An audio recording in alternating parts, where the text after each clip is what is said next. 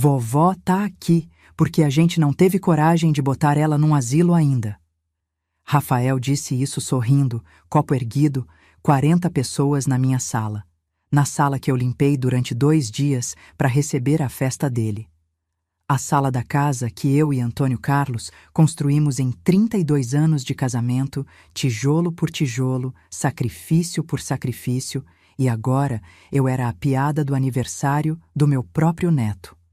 A sala riu. Ri de mim. E o marido da Camila levantou o celular para filmar, porque aparentemente humilhar a avó virou entretenimento de stories. Mas o Rafael não sabia de uma coisa que eu guardei por quase 10 anos. E tudo ia mudar. Meu nome é Lourdes Aparecida Mendonça. Tenho 72 anos. E essa história começa com um brinde e termina com uma virada que nem eu esperava que fosse tão completa. Eu estava de pé ao fundo da sala, segurando um prato de salgadinhos que tinha feito desde as 6 da manhã. Coxinha, bolinha de queijo, tortinha de frango, tudo na mão. Tudo do jeito que o Rafael sempre pediu desde pequeno. 40 pessoas na minha sala e nenhuma delas olhou para mim depois do brinde. Continuaram conversando, bebendo, rindo. A música voltou no volume que fazia a janela vibrar. E eu fiquei ali, prato na mão, entendendo devagar que não era uma piada ruim. Era o que ele pensava de verdade, dito em voz alta porque o ambiente estava seguro o bastante para isso. Coloquei o prato na mesa, devagar, sem barulho. Fui pro quarto. Sentei na beira da cama e fiquei olhando para a foto que fica na minha mesinha de cabeceira há 45 anos. Eu e a Neuza, no dia do batismo do Marcos, novembro de 79. Ela segurando o bebê de branco. Eu do lado com o vestido azul claro que a minha mãe me deu, os dois sorrindo pro sol de um domingo de Belo Horizonte. A Neuza morreu em 2011. Faz 13 anos que eu olho para essa foto e sinto ela do lado. E lembrei da última vez que a Neuza me disse alguma coisa sobre os netos. Eu tinha acabado de contar que o Rafael tinha pegado dinheiro da minha carteira sem pedir. Era 18 anos. Ele ainda morava com o Rodrigo em Curitiba. Tava de visita. A Neuza franziu o senho e disse: Lourdes, filho que pega sem pedir vira adulto que toma sem agradecer. Eu ri na época. Achei exagero. Voltei ao agora, ao barulho da festa na sala, ao som do copo batendo na parede porque alguém tropeçou em alguma coisa. Foi quando a porta do quarto abriu devagar. Marcos entrou sem fazer barulho, fechou a porta atrás de si e ficou de pé me olhando por um segundo. Ele tinha chegado mais cedo na festa. Era o único que eu tinha convidado de verdade. Todo o resto era a lista do Rafael. Marcos olhou para mim, olhou para o prato que eu tinha deixado na mesinha, olhou para a foto da Neuza. Sentou ao meu lado sem dizer nada. Ficamos em silêncio um tempo. Lá fora, a música batia forte. Depois ele disse, em voz baixa: Madrinha, a senhora precisa respirar um pouco longe daqui. Toquei a foto com a ponta do dedo. O vidro estava frio. Não respondi na hora. Mas alguma coisa dentro de mim, que estava dobrada faz tempo, dobrada e guardada no fundo de uma gaveta que eu não abria, começou a se abrir naquele momento. Só um pouco, mas abriu. O Rafael tinha 18 anos quando o filho nasceu. Isso deveria ter me dito tudo desde o começo, mas a gente não lê essas coisas quando está no meio delas. A gente só lê depois, quando já machucou. Rodrigo tinha 22 anos, namorava a Andréia faz 6 meses e de repente virou pai de um menino que nenhum dos dois planejou e que os dois, no fundo, nunca souberam muito bem como criar. O Rodrigo foi para Curitiba quando o Rafael tinha 3 anos. Trabalho, dizia. Recomeço, entendia eu. A Andréia foi junto. O Rafael cresceu sendo mandado de um lado para o outro, passando férias em Curitiba, Natal em BH. E no meio disso, aprendeu que quem ficava era a vovó. Aprendi tarde demais que ficar não era o mesmo que ser respeitada. O Rafael começou a aparecer no meu apartamento toda semana depois que se formou em administração, 2018. Tinha conseguido um emprego numa construtora. Durou 8 meses. Depois outro numa empresa de logística, durou 4. Depois mais um, depois nenhum. Cada vez que perdia emprego, aparecia na minha porta com uma história diferente e com fome, e eu abria, porque é isso que se faz. Até que abrir virou hábito dele, não gentileza minha. Vó, tem comida? Ele perguntava, já entrando, já abrindo a geladeira antes de eu responder. Tem arroz, feijão, frango assado, eu dizia. Só isso? Ele fazia uma cara e fechava a geladeira com uma força desnecessária que me irritava, mas que eu nunca comentei. Beleza, vou comer porque tô com fome mesmo. E sentava, e comia, e saía sem lavar o prato. Isso foi em 2019. Em 2020, durante a pandemia, o Rafael ficou 2 meses morando no meu apartamento porque o aluguel dele tinha atrasado e ele não queria pedir dinheiro pro pai. Ou melhor, o pai não queria dar e eu era mais fácil. 2 meses. Eu tinha 68 anos, estava com medo do vírus como todo mundo, e dividia o meu banheiro com um neto de 23 anos que deixava a toalha molhada no chão e nunca lavou uma xícara sequer. Quando saiu, levou o meu secador de cabelo dizendo que ia devolver. Nunca devolveu. Não comentei. Engoli. Era o meu neto. A Camila era diferente do Rafael no estilo. Mais fina, mais calculada, mas chegava no mesmo lugar. Filha da Patrícia, nasceu em 2001, cresceu em São Paulo com a mãe e desde que se formou em design, ficou numa situação que a Patrícia chamava de transição profissional e que eu chamava, baixinho para mim mesma, de mãe pagando tudo. A Camila aparecia em BH algumas vezes por ano, sempre com uma necessidade específica. Uma vez foi para fazer um curso que não existia dinheiro. Outra vez foi para pagar uma dívida de cartão que ela não queria contar para a mãe. A última, em fevereiro de 2024, foram R$ 4.000 para uma viagem com amigas para Florianópolis. Vovó, a senhora sabe que eu pago, né? Ela disse sentada na minha cozinha com aquela postura de quem já sabe que sim. Sei, Camila, respondi.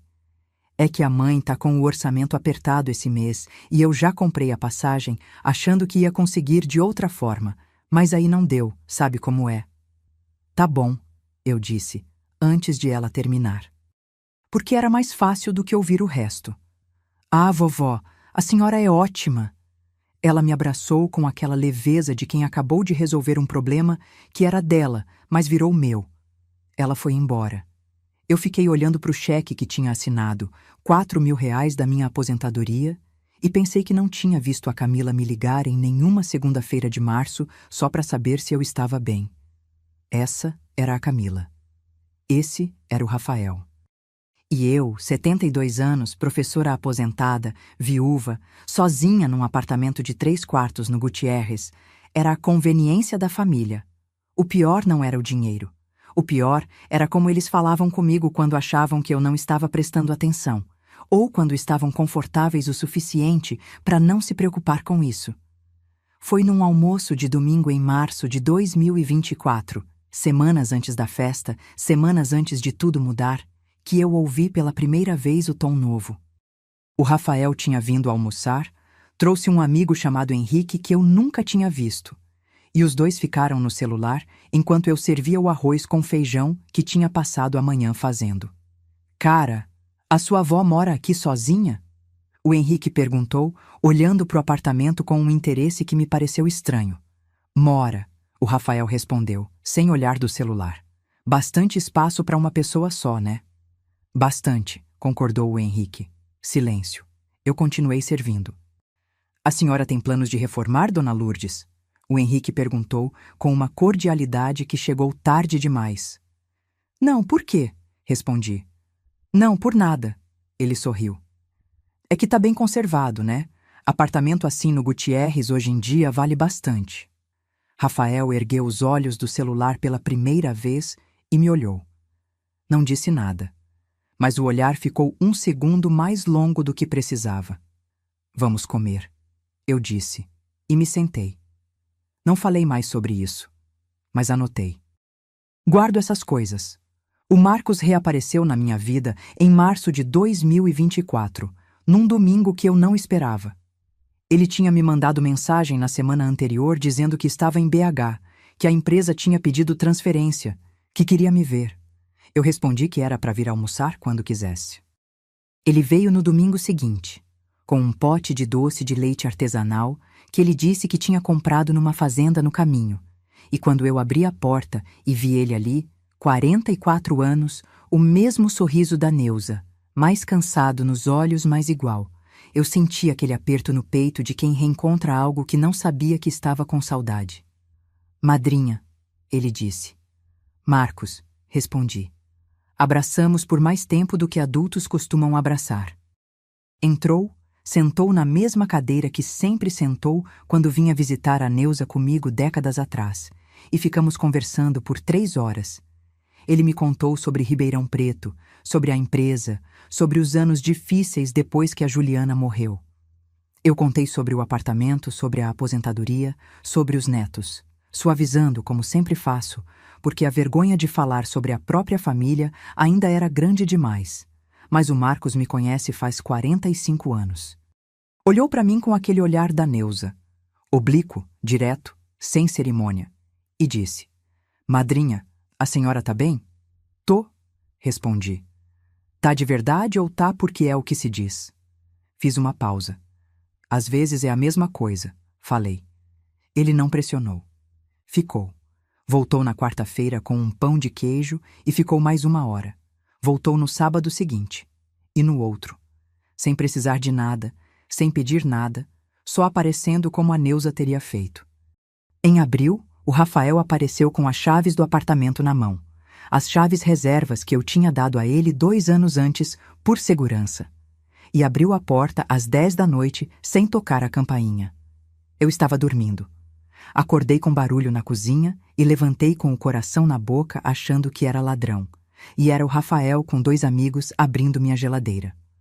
Rafael, o que é isso? Perguntei, ainda tonta de sono, parada no corredor. Relaxa, avó. A gente veio pegar umas cervejas. Ele disse como se fosse a coisa mais natural do mundo entrar na casa da avó às 10 da noite sem avisar. Eu estava dormindo. A gente não demora. Você entrou na minha casa sem tocar a campainha. Tenho a chave, vó. Ele ergueu o molho como se isso encerrasse a discussão. Você me deu. Os amigos fingiam olhar para o celular. Eu fiquei ali no corredor de roupão, 72 anos, me sentindo invasora dentro do meu próprio apartamento, e a raiva que senti naquele momento foi uma coisa fria, diferente. Não foi aquela raiva quente que passa. Foi uma raiva que ficou. Rafael, da próxima vez você toca a campainha. Tá bom, ele disse, já virando as costas. Eles pegaram as cervejas e foram embora. Eu fiquei na cozinha escura por um tempo, de pé, ouvindo o silêncio do apartamento depois que a porta fechou. Toquei a foto do batismo que fica na mesinha. Tinha levado para o bolso do roupão sem perceber. Um hábito que desenvolvi depois que o Antônio Carlos morreu. O Antônio Carlos sempre dizia: Lourdes, você guarda tudo, guarda mesmo o que parece pequeno. Dizia isso com orgulho. Conhecia meu jeito. Guardei. Em maio, foi a primeira vez que a palavra asilo apareceu numa conversa de verdade. Não numa piada. Isso veio em junho, na festa. Em maio foi numa conversa que eu ouvi sem querer, num domingo que o Rafael e a Camila tinham vindo juntos, coisa rara, e ficaram na varanda enquanto eu preparava café na cozinha. A voz do Rafael chegou pela janela entreaberta. A questão é que esse apartamento é grande demais para ela sozinha. É, a Camila concordou. E ela tá ficando esquecida, você não percebeu? Outro dia ela repetiu a mesma história 2 vezes para mim. Todo mundo mais velho repete história, Rafa. Não é só isso. Ela tá sozinha, tá ficando estranha. Acho que a gente ia ter que falar sobre o futuro dela mais cedo ou mais tarde. Pausa. Tipo o quê? A Camila perguntou. Tipo onde ela vai morar quando não puder mais ficar aqui sozinha. Fiquei parada na cozinha com a mão no cabo da cafeteira. O café borbulhava. Do lado de fora, o Rafael continuou. O apartamento, se a gente alugar, rende bem. Ela ia poder pagar uma coisa boa com isso. Ela ia aceitar? Camila perguntou. A gente convence. Pausa. Ou não precisa nem ser ela a decidir, né? Depende de como a situação se desenvolve. Servi o café. Levei as xícaras para a varanda com um sorriso que custou alguma coisa. Café, disse. Oh, vó, obrigado. O Rafael sorriu, sem nenhuma alteração no rosto. Sentei com eles. Tomamos café. Falamos sobre o tempo, sobre um seriado que a Camila estava assistindo, sobre nada. E eu, sorrindo, pensava numa pasta que eu tinha no fundo do armário do quarto, atrás dos casacos de inverno, dentro de uma caixa de sapato antiga do Antônio Carlos. Uma pasta com documentos que nenhum deles sabia que existia. Sorri fino. Eles não viram. Em junho, o Marcos me propôs um passeio. Disse que queria conhecer o Museu Histórico Abílio Barreto, que nunca tinha ido, e que não queria ir sozinho. Fomos numa tarde de terça-feira, frio de inverno mineiro, e ficamos 2 horas andando pelos corredores com aquela calma de quem não tem pressa de nada. No caminho de volta, ele me perguntou se eu tinha vontade de viajar. Tenho, respondi, e a resposta saiu mais rápida do que eu esperava, como se estivesse esperando ser perguntada. A senhora foi a Tiradentes já? Fiz uma pausa curta, tão curta que ele não percebeu. Fui, disse. Faz tempo. Eu nunca fui, ele disse. Sempre tive vontade. A senhora toparia ir comigo em julho? Uns 4 dias. Eu fico num hotel, a senhora no que quiser, a gente vai na calma. Olhei para ele. 44 anos, filho da Neuza, meu afilhado. A pessoa que apareceu na minha porta em março sem precisar de nada. Topo, disse. Foi a primeira vez em muito tempo que eu disse sim para alguma coisa que era completamente minha. Mas antes de julho, veio a festa. 22 de junho de 2024, aniversário de 30 anos do Rafael. Ele me pediu o apartamento emprestado. Para economizar, vó, aluguel de espaço tá um absurdo. E eu disse que sim porque era o que eu sempre fazia. Limpei durante 2 dias. Fiz salgadinhos desde as 6 da manhã. Arrumei a sala, coloquei toalha na mesa, deixei tudo pronto. A festa começou às 8. Às 10, o apartamento tinha 40 pessoas que eu não conhecia. Música que vibrava à janela e copos por todo lugar que eu tinha limpado. Às 11, o Rafael ergueu o copo e fez o brinde. E foi aí que tudo que eu tinha guardado, a raiva fria de abril, a conversa da varanda em maio, os 4.000 reais da Camila em fevereiro, os anos de prato sem lavar e de chave usada sem licença, tudo aquilo virou uma coisa só dentro de mim, quieta e firme, enquanto eu segurava o prato de salgadinhos ao fundo da sala e a sala inteira ria de mim. Fui pro quarto, e lá estava o Marcos, 5 minutos depois, sentado ao meu lado em silêncio. E lá estava a foto da Neuza na mesinha. E lá estava a decisão, tomada em silêncio, sem palavras, sem discurso. Apenas a mão tocando o vidro frio da moldura e uma certeza que chegou devagar e ficou. Chega. A festa foi embora às 2 da manhã. Ouvi os últimos convidados saindo, o Rafael rindo no corredor, a porta batendo. Depois silêncio. O tipo de silêncio que não é descanso. É o silêncio que fica depois que a bagunça vai embora e você fica sozinha com o estrago. Fui para a sala. Copos em cima de tudo, guardanapo amassado no chão, uma mancha de refrigerante na toalha que eu tinha lavado na véspera. A mesa que eu tinha arrumado estava com uma garrafa de cerveja vazia no meio, como se fosse centro de mesa. Peguei a garrafa, fui para a cozinha, coloquei no lixo. Fiquei de pé na cozinha às 2 da madrugada, olhando para a sala que precisava de limpeza e pensando que na manhã seguinte eu ia limpar tudo sozinha, como sempre, e que provavelmente o Rafael ia aparecer na semana seguinte pedindo alguma outra coisa, e que eu ia abrir a porta, como sempre, e que aquilo ia se repetir até que eu não pudesse mais. E aí eles iam decidir por mim. Esse pensamento me assentou diferente, não com tristeza, com clareza. Fui me deitar sem limpar nada. Pela primeira vez em anos, deixei a bagunça para amanhã. Deitei, mas não dormi. Fiquei olhando para o teto até o céu do lado de fora começar a clarear, aquela luz cinza de antes do sol que BH tem no inverno, e foi aí que veio a memória inteira.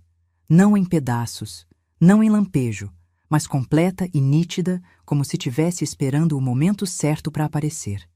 E lembrei, Era 2013. O Antônio Carlos tinha feito o cateterismo em outubro, depois de um episódio de dor no peito que ele tinha escondido de mim por 3 semanas, até eu perceber que ele estava subindo a escada mais devagar. O médico disse que tinha uma obstrução, que dava para resolver, mas que era sinal.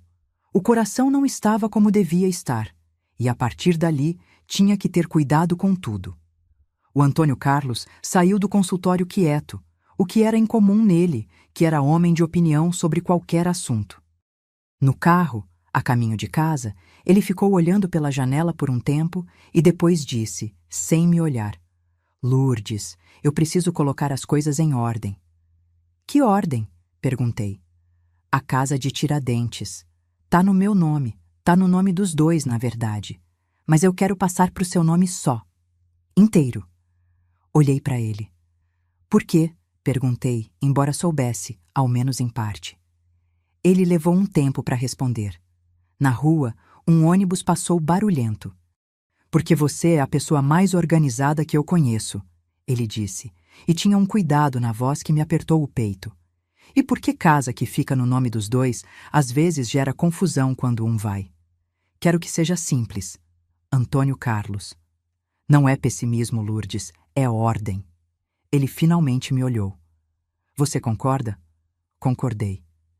Em 2014, depois de meses de cartório e documentação, a casa de Tiradentes estava integralmente no meu nome. Uma casa térrea com quintal, portão de madeira azul, sala com vista para a Serra de São José, comprada em 2003 por um valor que hoje não comprava nem metade de uma sala. Registrada, averbada, quitada. Minha. Antônio Carlos disse na época, assinando os últimos papéis no cartório. Agora tá certo. E não falou mais sobre isso. 2 anos depois, em abril de 2016, ele morreu de infarto no próprio quarto, às 3 da manhã, sem que eu tivesse tempo de chamar ninguém. E eu fiquei com a casa de Tiradentes no nome, com a escritura dentro de uma caixa de sapato atrás dos casacos de inverno, e com a certeza de que o Antônio Carlos sabia exatamente o que estava fazendo quando colocou em ordem. Os filhos não sabiam, os netos não sabiam, ninguém sabia. Eu coloquei a casa para alugar por temporada 1 ano depois da morte dele, através de uma imobiliária de Tiradentes chamada Morada das Gerais. Um casal de BH alugava com frequência nos fins de semana e em julho. R$ 2.300 por mês caindo numa conta corrente que era só minha, num banco diferente do que eu usava no dia a dia. Guardei por 8 anos. Não por maldade, por instinto. O mesmo instinto que o Antônio Carlos teve quando colocou a casa no meu nome. Voltei ao agora. Já era quase 6 da manhã. O sol de julho entrava pela fresta da persiana, aquele sol seco e branco do inverno mineiro. Levantei. Fui limpar a sala. A mensagem chegou quando eu ainda estava de joelhos tirando a mancha da toalha. Era da Camila, 7h40 da manhã. Vó, foi lindo ontem. O Rafa adorou. Ah, a senhora pode me emprestar aquele vestido preto de festa que a senhora tem? Preciso para um evento semana que vem. A gente se fala. Li 3 vezes, sem obrigado, sem como a senhora tá. Sem nenhuma palavra sobre ter dormido bem ou sobre a festa ter sido na minha casa, só o pedido. Coloquei o celular no bolso. Fui até o armário do quarto, afastei os casacos de inverno, peguei a caixa de sapato do Antônio Carlos, abri. A escritura estava lá, junto com o extrato mais recente da conta e o contrato com a Morada das Gerais. Peguei a pasta, segurei por um momento. Liguei pro Marcos. Marcos, a viagem de julho ainda tá de pé? Tá, ele disse, a voz ainda um pouco rouca de manhã cedo. Então vamos, e eu tenho uma coisa para te contar quando a gente chegar lá. Se você chegou até aqui, é porque essa história tocou fundo, porque você sabe como é quando a família que você construiu com tanto amor vira peso nas suas costas. Deixa um like para que mais mulheres vejam que não estão sozinhas. Se inscreve para nunca esquecer do seu valor e clica em Hyper. É rápido e faz uma diferença enorme para esse canal. Me conta, você já teve alguém na sua vida que apareceu na hora certa, igual o Marcos? Escreve aí, porque o que vem agora muda tudo. A viagem a Tiradentes foi marcada para a segunda semana de julho, uma quarta-feira, para fugir do fim de semana mais cheio. Antes de ir, 3 coisas precisavam estar resolvidas. Primeiro, a conta. Fui ao banco numa manhã de segunda, sentei com o gerente e pedi um extrato completo dos últimos 12 meses da conta, onde caía o aluguel de Tiradentes. Quase R$ 28.000 acumulados além do que eu tinha usado. Pedi também uma declaração de propriedade do imóvel vinculada à conta, que o gerente emitiu sem entender muito bem por que eu queria, mas sem perguntar. Segundo, o Valdemar. Subi até o 12º andar e toquei a campainha do apartamento do Dr. Valdemar Souza, meu vizinho há 18 anos e ex-aluno meu no Colégio Estadual Tiradentes. Ele tinha entrado na escola em 88, turma do 2º ano B, menino magro e tímido que lia mais do que o programa pedia. Hoje tinha 68 anos e uma carreira de advogado que ele estava encerrando aos poucos. Contei tudo em 40 minutos na sala dele, com o café que ele fez sem perguntar se eu queria. Ele ouviu sem interromper, e quando terminei, ficou um tempo em silêncio, olhando para o extrato que eu tinha levado. Dona Lourdes, ele disse, a escritura está em ordem? Está. E a senhora guardou recibos, comprovantes, histórico de aluguel? Guardo tudo desde 2017. Ele assentiu devagar, com aquela expressão de advogado que está reorganizando informação.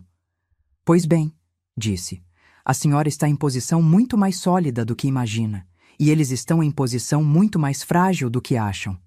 Terceiro, o celular. O Valdemar me orientou a ativar a gravação de chamadas no aplicativo nativo do meu Android antes de qualquer conversa com os netos. Processo simples, configurações, chamadas, gravar automaticamente. Fiz ali mesmo, na sala dele, enquanto ele explicava que qualquer conversa que eu participasse podia ser gravada sem problema legal. A senhora não é uma terceira ouvindo, ele disse. A senhora é parte da conversa. Com tudo resolvido, fiz a mala para Tiradentes. Na quarta-feira de manhã, o Marcos me buscou às 8, pontual como a Neuza sempre foi. A estrada de BH a Tiradentes leva quase 3 horas, passando por São João del Rei, e fomos na conversa, sobre a Neuza, sobre os anos em Ribeirão Preto, sobre como é estranho voltar a morar numa cidade grande depois de viver no interior. Em nenhum momento eu mencionei os netos. Não cabia ali. A cidade apareceu depois de uma curva, como sempre aparece de repente. As pedras portuguesas, as igrejas brancas no alto, a Serra de São José ao fundo fechada e verde de inverno. O Marcos freou um pouco instintivamente, como todo mundo faz na primeira vez. Meu Deus, ele disse baixinho. É, concordei. Instalamos as malas. Ele num pequeno hotel na Rua da Câmara, eu na casa, que o casal de inquilinos tinha deixado na semana anterior. Entrei sozinha pela primeira vez em 2 anos. O cheiro era de casa fechada com fundo de madeira antiga, aquele cheiro específico de casarão mineiro que não existe em outro lugar. Abri as janelas. O ar de julho entrou, seco, frio, limpo. Andei pelos cômodos devagar. Sala com o piso de madeira que o Antônio Carlos mandou restaurar em 2010. Cozinha com o fogão a lenha que ele insistiu em manter porque dizia que comida feita em fogão, a lenha tinha sabor diferente, e eu fingia discordar só para provocar. Quarto com a cama de ferro que compramos numa loja de antiguidades na Rua Direita em 2004. Pus a foto do batismo na prateleira da sala. Tinha trazido na bolsa, enrolada num pano. Fiquei olhando para ela por um momento. Você sabia, né, Neuza? Falei em voz baixa. Que um dia eu ia precisar de alguém. No segundo dia, à tarde, fomos caminhar pela Rua Direita. Sol de julho em Tiradentes é uma coisa específica. Frio que o sol não aquece de verdade, pedra portuguesa brilhando, turista com casaco e cachecol fotografando tudo. O Marcos estava animado, parando nas fachadas, lendo placas históricas, fazendo perguntas que eu respondia de memória porque o Antônio Carlos tinha me ensinado a história da cidade inteira em 3 décadas de visitas. Quando chegamos na altura do número 42 da Rua Direita, parei. O portão de madeira azul estava lá, igual a sempre. Passado por manutenção recente, Eu tinha pedido à imobiliária no começo do ano. A fachada colonial branca com as janelas de verga em arco. O número em azulejo português na parede. Essa casa aqui é minha, eu disse. O Marcos parou, me olhou. Como assim? É minha, desde 2014, no meu nome. O Antônio Carlos transferiu antes de morrer. Ele ficou olhando para o portão, depois para mim, depois para o portão de novo. Os seus filhos sabem? Não. Os netos? Não. Ninguém? Você agora. Ele ficou quieto por um tempo. Na rua, um grupo de turistas passou tirando foto de uma igrejinha. E a escritura? Ele perguntou finalmente. Tá em ordem, registrada, averbada, quitada, alugada faz 7 anos. Ele passou a mão no cabelo, aquele gesto que ele tem desde criança quando está processando alguma coisa. O Antônio Carlos, ele disse devagar, era um homem muito inteligente. Era, concordei. Abrimos o portão. Entramos. Eu mostrei cada cômodo sem pressa, e ele ouvia com aquela atenção que a Neuza tinha, a atenção de quem está realmente presente. Quando saímos, já escurecendo, ele virou para mim e disse: Madrinha, essa casa é linda, e a senhora tem o direito de ser feliz aqui. Nada mais. Mas bastou. Voltei de Tiradentes em julho diferente. Não eufórica. Diferente mesmo, no sentido de estar ocupando o espaço de outro jeito. O Marcos passou a vir 3 vezes por semana. Às vezes ficávamos conversando, às vezes ele me levava para almoçar fora, às vezes a gente simplesmente ficava em silêncio na varanda com café, e aquele silêncio era o tipo bom, o tipo que não pesa. Os netos perceberam antes de eu perceber que estava diferente. Em agosto, o Rafael veio buscar as chaves reservas. Disse que precisava passar no apartamento pegar um carregador que tinha esquecido. Eu disse que ia abrir a porta quando ele chegasse. Mas eu tenho a chave, ele disse. Eu sei. Mas eu prefiro abrir. Pausa. Vó, tá achando que eu vou fazer alguma coisa? Não. Só prefiro abrir eu mesma. Ele veio, pegou o carregador e na saída me olhou de um jeito que eu reconheci. Não era raiva, era avaliação, o olhar de quem está tentando entender o que mudou. Depois de ir embora, eu fui até a gaveta, peguei o molho das chaves reservas e fui até a porta. Fechei a fechadura com a minha chave. Abri. Fechei de novo. Eram minhas. No dia seguinte, liguei para o Valdemar e pedi indicação de um serralheiro de confiança. Troquei o cilindro da fechadura principal e da porta de serviço. Não falei para ninguém. Coloquei o molho velho numa caixinha e guardei. Em setembro, a Camila ligou para Patrícia. Eu não sabia disso ainda. Fiquei sabendo depois, quando a Patrícia me ligou de São Paulo, com aquela voz de quem está cumprindo uma tarefa incômoda. Mãe, a Camila está preocupada com você. A Camila está preocupada comigo? Repeti. Ela disse que você está saindo muito, que tem um homem aparecendo toda semana, que você está diferente. Patrícia, eu tenho 72 anos. Eu sei, mãe. E o Marcos é meu afilhado, filho da Neuza. Você conheceu ele no meu casamento. Mãe, eu sei quem é o Marcos, mas a Camila disse que parece que ele está te influenciando de alguma forma, que você está tomando decisões diferentes. Que decisões, Patrícia? Silêncio. Ela disse que você não está emprestando dinheiro mais. Fiz uma pausa. Patrícia, falei com cuidado. Quando foi a última vez que você me ligou sem ser porque alguém pediu? Silêncio mais longo. Mãe, pensa na resposta e me liga quando tiver. Desliguei. Fiquei com o celular na mão. A gravação tinha rodado automaticamente, do começo ao fim. Em outubro, o Valdemar me chamou. Tinha um contato no escritório Ferreira e Braga, onde o Rafael tinha feito uma consulta sobre interdição. O advogado de lá era colega de faculdade do Valdemar e tinha comentado de forma vaga, sem infringir sigilo, que um jovem havia feito perguntas sobre processo de curatela para familiar idoso com influência de terceiro. Valdemar não precisou dizer o nome. Eu soube. Sentei na sala do Valdemar e fiquei quieta por um momento. Eles vão tentar, eu disse. Vão tentar, ele confirmou. Mas o caso é muito fraco. A senhora não tem nenhum diagnóstico, tem autonomia plena, tem patrimônio gerenciado de forma coerente por anos. A única coisa que eles têm é a palavra deles. E palavra sem prova não chega a lugar nenhum num processo desse. E se eles arranjarem prova falsa? Então a senhora vai ter as gravações. Ele me olhou com aquela seriedade de advogado que já viu muita coisa. Dona Lourdes, a senhora está gravando tudo? Estou. Então a senhora está à frente deles. Saí do 12º andar, subi para o meu andar, entrei no apartamento, tirei o casaco.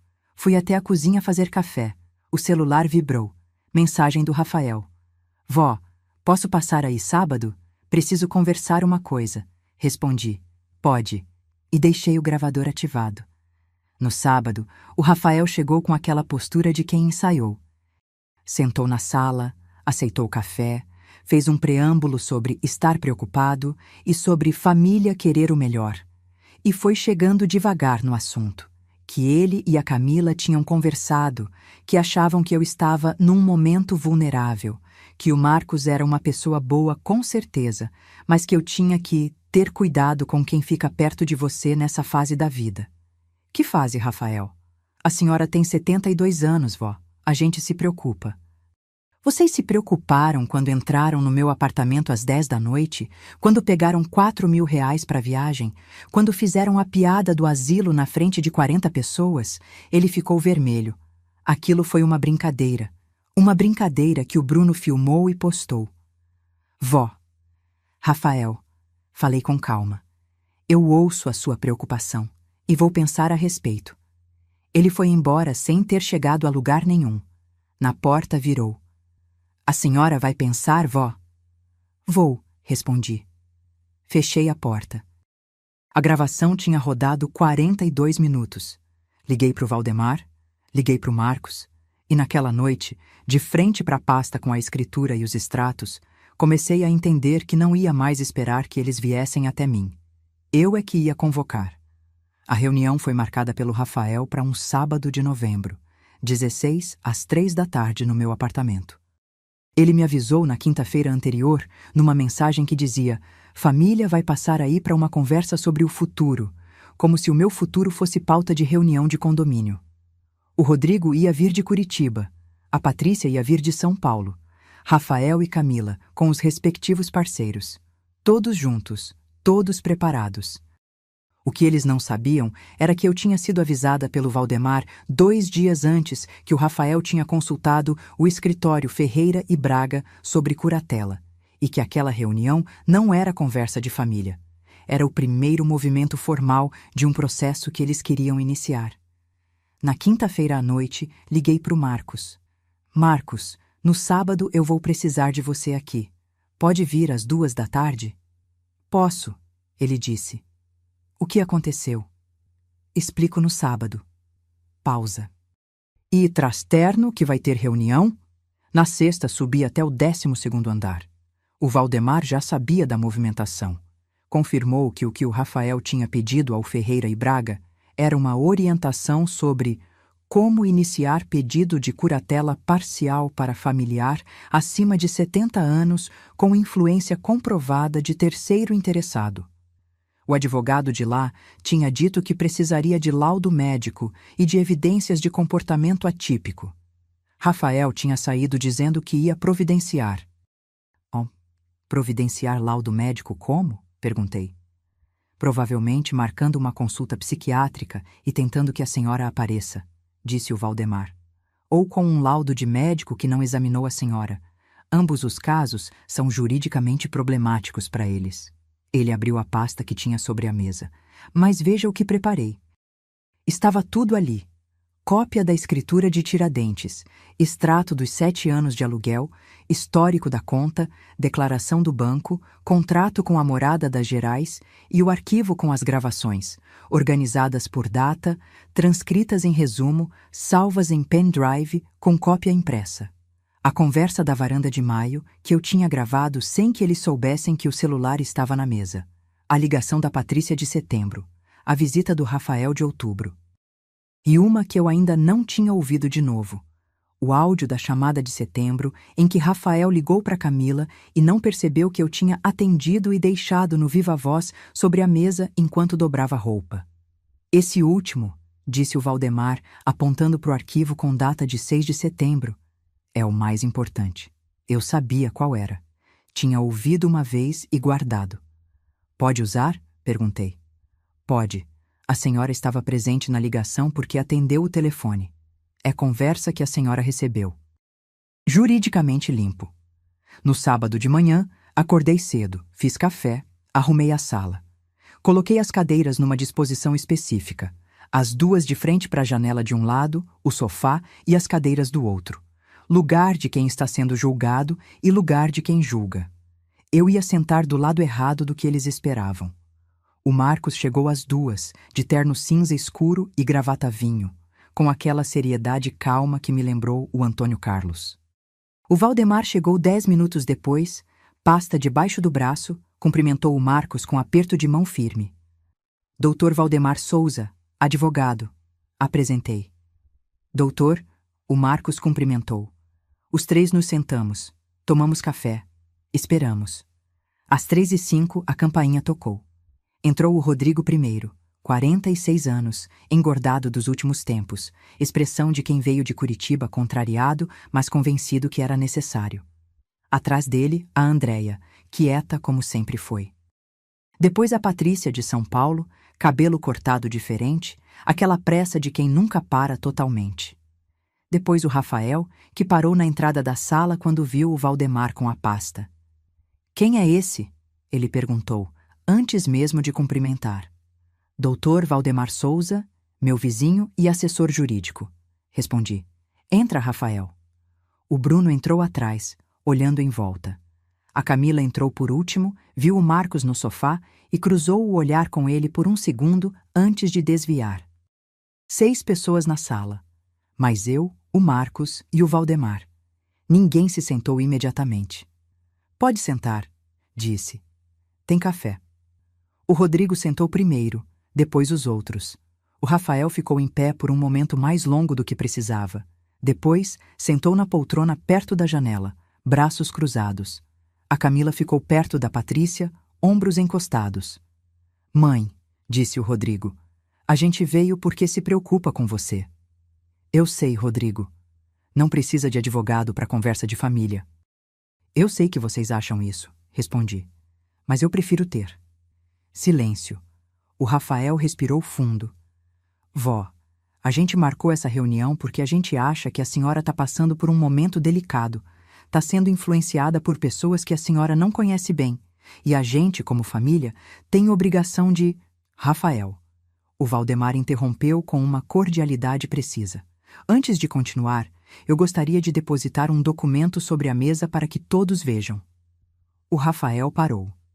O Valdemar abriu a pasta e colocou a primeira folha no centro da mesa de centro. Era a cópia da consulta ao escritório Ferreira e Braga, o protocolo de atendimento com data, nome do advogado consultado e resumo do pedido, orientação sobre curatela para familiar idoso. O Rodrigo se inclinou para frente e leu. A testa franzida enquanto lia dizia tudo. Isso é sigiloso, o Rafael disse com a voz mudando de tom. Não é, respondeu o Valdemar calmamente. O protocolo de entrada num escritório não é comunicação privilegiada, é um registro administrativo. Pausa. E o nome de quem consultou está aqui. O Rafael olhou para o Rodrigo. O Rodrigo olhou para o Rafael. Rafa, a Patrícia disse baixinho. Você foi consultar advogado sobre interditar sua avó? Foi uma conversa. Não foi nada oficial. Foi uma consulta formal documentada, o Valdemar disse, sem alterar o tom. Eu quero ouvir do Rafael. A Patrícia insistiu com uma firmeza que eu não esperava dela. Mãe, a gente só queria entender as opções. As opções para quê, Rafael? A voz da Patrícia tinha subido. Para internar sua avó? Ela está sentada aqui, sã, com advogado, com documentação. Você foi buscar curatela porque o Marcos apareceu na vida dela? Não é só o Marcos, tia Patrícia, é o padrão de comportamento que mudou. Ela está tomando decisões que... Que decisões? Eu perguntei. Ele me olhou. A senhora trocou as fechaduras. A senhora parou de atender o telefone às vezes. A senhora ficou viajando com um homem que a gente mal conhece. O Marcos é meu afilhado há 45 anos, Rafael. Você é que não conhece porque nunca teve interesse. Vó, deixa eu te mostrar uma coisa. Peguei o celular, abri o aplicativo de gravações, coloquei o áudio de 6 de setembro no centro da mesa, volume alto, sem avisar ninguém. A voz do Rafael saiu nítida do alto-falante. A gente precisa controlar o dinheiro dela antes que ela dê tudo para esse engenheiro. A voz da Camila. Mas e se ela não aceitar? O Rafael. É por isso que o negócio da interdição existe. O silêncio que veio depois desse áudio foi diferente de todos os outros silêncios daquela tarde.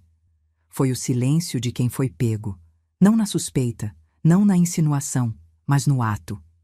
O Bruno olhou para o chão. A Andréia desviou os olhos. A Camila ficou com os olhos cheios, mas não disse nada. O Rodrigo ficou olhando para o espaço à frente, como se estivesse tentando reorganizar alguma coisa que tinha desmoronado. Rafael, disse a Patrícia, com uma voz que eu não ouvia desde que ela era criança e tinha feito algo errado. Que filho é esse que você é? Tia, foi uma conversa. Eu ouvi, ela disse. Todo mundo ouviu, não tem como desfazer isso. O Rafael se levantou. Ficou de pé no meio da sala, com aquela postura de quem não sabe se vai brigar ou ir embora. Essa gravação não é legal, ele disse, olhando para o Valdemar. Ela gravou sem permissão. A dona Lourdes atendeu uma ligação que ela recebeu, respondeu o Valdemar. A conversa foi feita no telefone dela, atendido por ela. Ela estava presente. No ordenamento jurídico brasileiro, gravação por um dos interlocutores não configura interceptação ilegal. Pausa. Isso é pacífico no STF. O Rafael abriu a boca, fechou. Então, o que você vai fazer? Ele perguntou virando para mim. Vou te mostrar mais uma coisa, respondi. O Valdemar colocou a segunda folha sobre a mesa. A escritura da Casa de Tiradentes. Integralmente no nome de Lourdes Aparecida Mendonça, registrada em 2 de setembro de 2014, valor venal atualizado constando na declaração do cartório. R$ 382.000. O Rodrigo pegou a folha, leu, passou para Patrícia. Quando é que o pai comprou isso? O Rodrigo perguntou com uma voz que tinha perdido a firmeza. Em 2003. Passou para o meu nome em 2014. 2 anos antes de morrer, depois que fez o cateterismo e decidiu colocar as coisas em ordem. Olhei para o Rodrigo. Você não perguntou como ele estava naquele ano. Você foi a Curitiba antes do Natal e não ligou até o Ano Novo. O Rodrigo baixou os olhos. Essa casa é minha há 10 anos, continuei. Tá alugada faz 7. Rende R$ 2.300 por mês numa conta que nenhum de vocês conhece. Não tem dívida, não tem ônus, não tem pendência. Tá registrada, averbada, documentada. O Rafael olhou para a escritura e depois para mim com uma expressão que eu nunca tinha visto nele. Não era raiva, era algo mais fundo, mais desconfortável, que eu identifiquei depois como sendo vergonha. Vocês vieram aqui hoje, falei devagar, escolhendo cada palavra, para decidir o meu futuro. Para discutir onde eu ia morar, com quem eu ia andar, o que eu ia fazer com o meu patrimônio. Vieram com advogado consultado, com estratégia pronta, com a ideia de que eu era uma velhinha confusa que precisava ser administrada. Pausa. E eu deixei vocês chegarem aqui porque queria que vocês vissem com os próprios olhos que não sou nenhuma dessas coisas. A Camila chorou. Não o choro de quem foi injustiçada, o choro de quem foi pego num espelho e não gostou do que viu. A Patrícia ficou com as mãos no colo, olhando para a mesa. Mãe, disse o Rodrigo, eu não sabia do plano de interdição. Eu sei que não sabia, mas você não ligou perguntando como eu estava desde março. Você ligou quando a Camila te contou que o Marcos estava aqui. Isso me diz alguma coisa. Ele não respondeu. Não havia resposta decente. O Rafael tentou uma última vez. Levantou, passou a mão no cabelo, virou para mim com uma voz que misturava raiva e desespero. Vó, Você tá nos excluindo da sua vida por causa de um cara que apareceu do nada. O Marcos não apareceu do nada. O Marcos é filho da Neuza, que foi minha melhor amiga por 40 anos. Eu o batizei. Estive no casamento dele. Fiquei do lado da mãe dele quando ela estava morrendo. Parei. Você nunca perguntou quem era a Neuza. Você nunca perguntou sobre a minha vida anterior a você. Só perguntou quando passou a ser conveniente. Isso não é justo. Rafael, você me chamou de peça de museu na frente de 40 pessoas. Voz calma, absolutamente calma. Na minha própria casa, depois de uma festa que eu limpei e preparei por 2 dias. Com salgadinhos que fiz desde as 6 da manhã. Pausa. E o Bruno filmou e postou nos stories. O Bruno, que tinha ficado em silêncio durante toda a reunião, afundou um pouco mais na cadeira. Isso foi uma piada, o Rafael disse, mas a voz já não tinha convicção. Foi o que você pensa de mim dito em voz alta, porque você achou que era seguro. Existe diferença? Silêncio. O que a senhora quer? Perguntou o Rafael finalmente, com a voz de quem chegou num ponto onde não tem mais argumento, só negociação. Quero pouca coisa, respondi. Primeiro, o molho de chaves reservas que você tem do meu apartamento, hoje, antes de sair. Ele fechou a expressão, mas não disse nada. Tirou o molho do bolso e colocou na mesa. Segundo, a dívida da Camila, R$ 4.000, fevereiro de 2024. Quero um documento assinado com prazo de pagamento. O Dr. Valdemar tem um modelo. A Camila olhou para o Valdemar. Ele abriu a pasta e deslizou uma folha sobre a mesa. Terceiro, qualquer movimentação jurídica relacionada a mim, curatela, interdição, qualquer outra coisa, vai encontrar essas gravações e esses documentos como resposta. O Dr. Valdemar tem cópia de tudo em cartório desde a semana passada. O Rafael olhou para o Valdemar. O Valdemar confirmou com um aceno de cabeça, sem sorrir. E quarto, continuei, e esse não é negociável. Respeito. Não precisa ser amor. Não precisa ser visita. Mas quando falar comigo, fala como se eu fosse uma pessoa.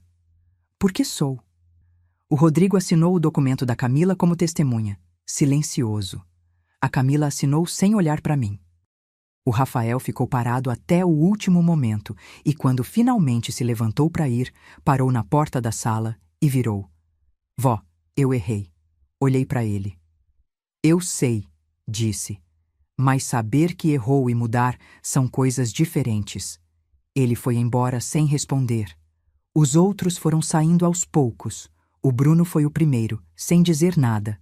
A Andréia apertou minha mão na porta sem palavras.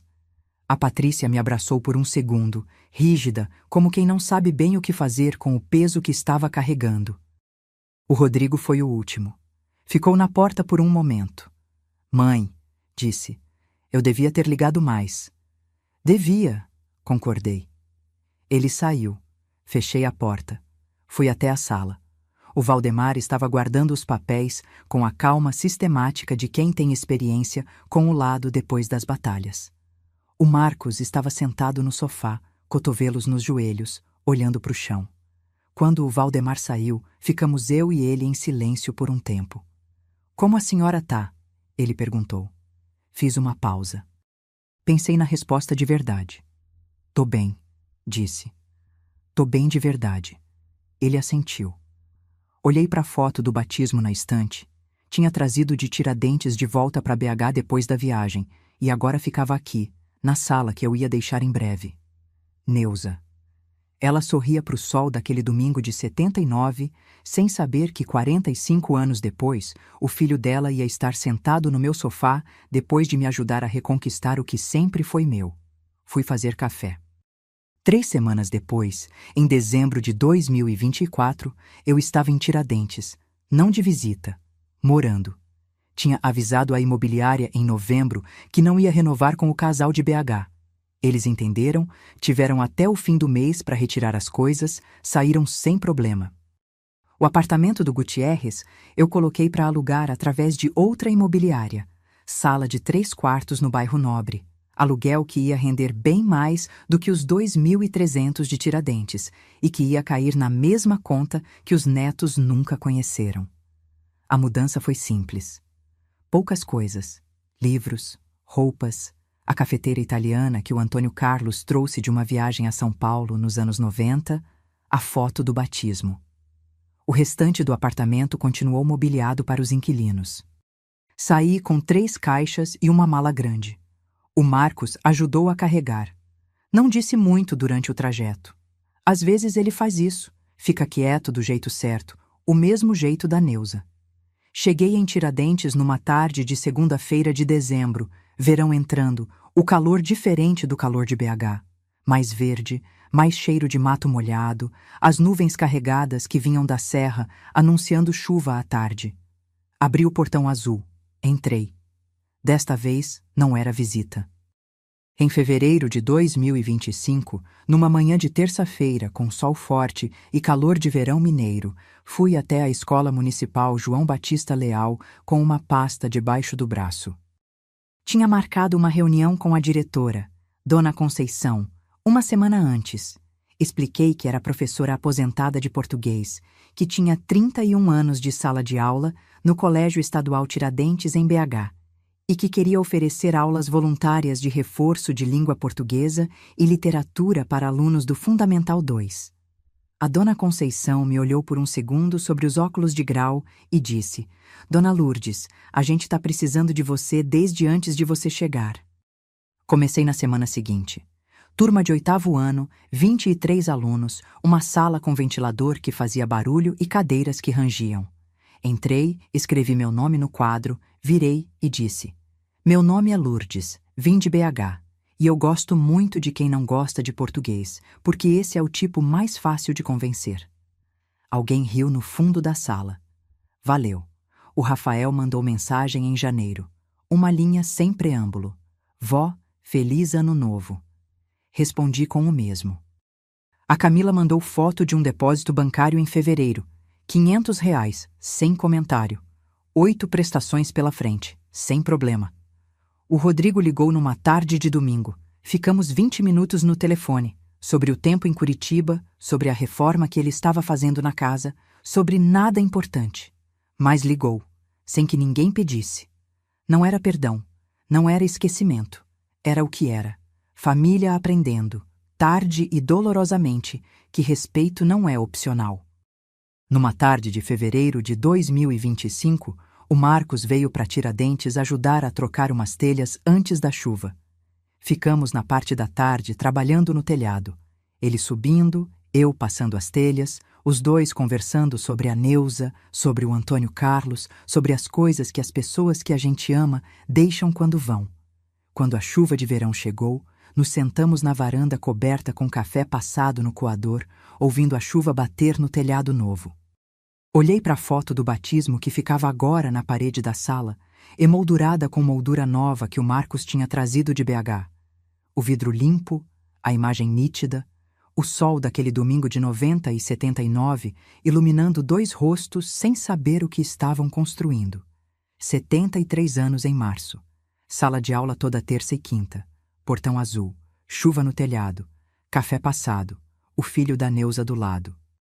O Antônio Carlos sempre dizia que a vida tem um jeito de acertar as contas, se a gente tiver paciência. Tinha paciência. Tive. E acertou. Essa história acabou, mas tenho certeza que vai ficar com você. Se ela te tocou, deixa um like. Isso me ajuda a continuar trazendo histórias assim. Me conta. O que mais te marcou? Foi a reunião? Foi a casa de Tiradentes? Foi o Marcos chegando na hora certa? Escreve aí embaixo. Tem muitas outras histórias de mulheres fortes esperando por você aqui. Se inscreve e clica em Hyper para não perder a próxima.